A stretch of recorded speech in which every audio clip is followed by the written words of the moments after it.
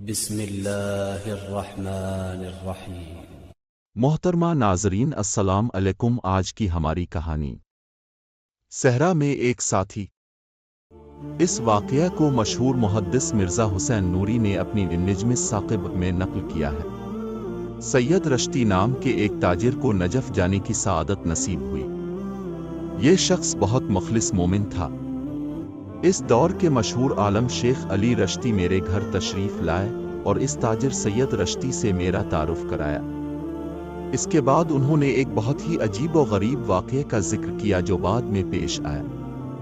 تاہم میں اس وقت بہت مصروف تھا کہ واقعی اس واقعے کے بارے میں پوچھ گچھ کروں۔ میں نے اس سے کسی اور وقت پوچھنے کا فیصلہ کیا۔ چند سالوں کے بعد مجھے نجف جانے کا موقع ملا۔ کچھ عجیب اتفاق سے میری ملاقات اسی تاجر سید رشتی سے ہوئی۔ سامرا کی سیر کے بعد انہیں وطن واپس آنا تھا۔ میں اپنا راستہ بھول گیا تھا جب اس نے مشورہ دیا، نماز شب پڑھو، تمہیں جلد ہی اپنا راستہ مل جائے گا۔ میں نماز پڑھنے میں مشغول ہو گیا۔ اس کے مکمل ہونے پر میں مسجد سے باہر نکلا۔ جب میں اس سے دوبارہ ملا، اس نے کہا کہ تم ابھی تک یہیں ہو۔ میں نے کہا کہ اللہ کی قسم مجھے اپنا راستہ معلوم نہیں، اسے یاد نہیں کیا تھا، لیکن اس دن میں پوری زیارت بہت آسانی سے پڑھ سکتا تھا۔ بعد میں کسی عجیب اتفاق سے میری اس شخص سے دوبارہ ملاقات ہوئی۔ اس نے پھر حیرت سے کہا، تم ابھی تک گئے نہیں؟ میں نے روتے ہوئے ایک بار پھر راستہ تلاش کرنے میں اپنی بے بسی کا اعتراف کیا۔ اس بار انہوں نے میری بے بسی دور کرنے کے لیے زیارت عاشورہ کی تلاوت تجویز کی۔ میرا مسئلہ زیارت عاشورہ کے ساتھ وہی تھا جو زیارت جامعہ کا تھا۔ میں نے نہ زیارت یاد کی تھی نہ دعا کی، لیکن میں نے کسی نہ کسی طرح مکمل زیارت کے ساتھ لعنت و سلام اور دعائے علقمہ پڑھی۔ بعد میں نے ایک بار پھر اس شخص سے اتفاق کیا اور اس نے ایک بار پھر مجھ سے وہی سوال کیا۔ میں نے جواب دیا کہ مجھے ابھی تک راستہ نہیں ملا اور اگلی صبح تک یہاں رہوں گا۔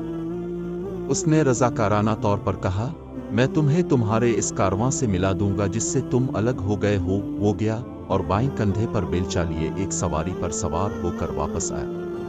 وہ میرے قریب آیا اور کہا، گھوڑے پر چڑھ جاؤ۔ میں نے بھی ایسا ہی کیا۔ میں نے لگام پکڑی اور گھوڑے کو آگے بڑھنے کا اشارہ کیا، لیکن گھوڑا نہیں ہلا۔ اس نے کہا، مجھے لگام دو۔ میں نے لگام اس کے حوالے کر دی۔ اس نے بیلچہ اپنے بائیں کندھے پر منتقل کیا اور لگام دائیں ہاتھ میں لے لی۔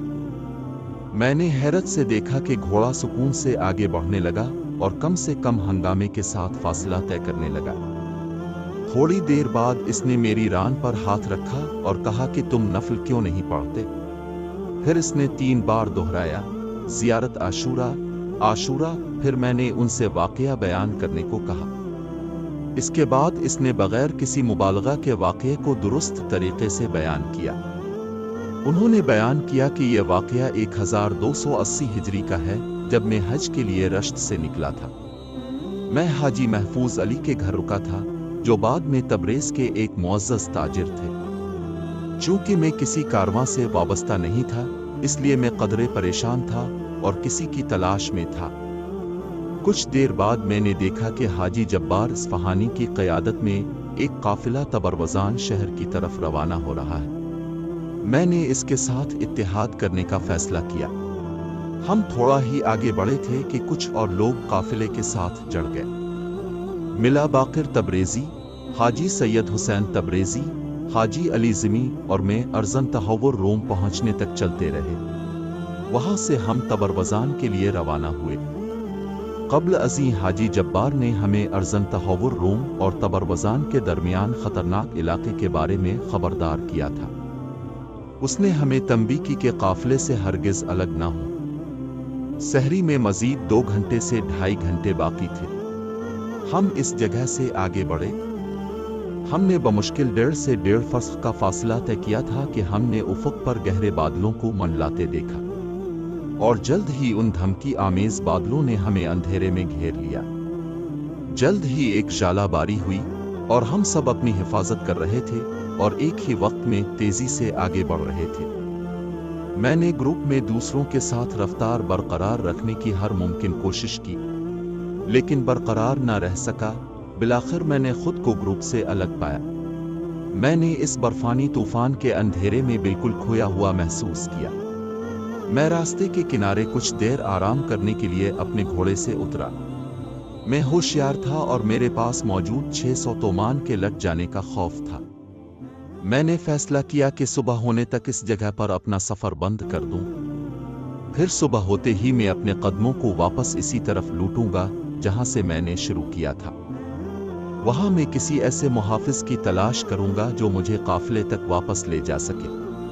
میں ابھی بھی اپنے اگلے عمل کے بارے میں سوچ رہا تھا کہ سڑک کے پار مجھے ایک باغ نظر آیا۔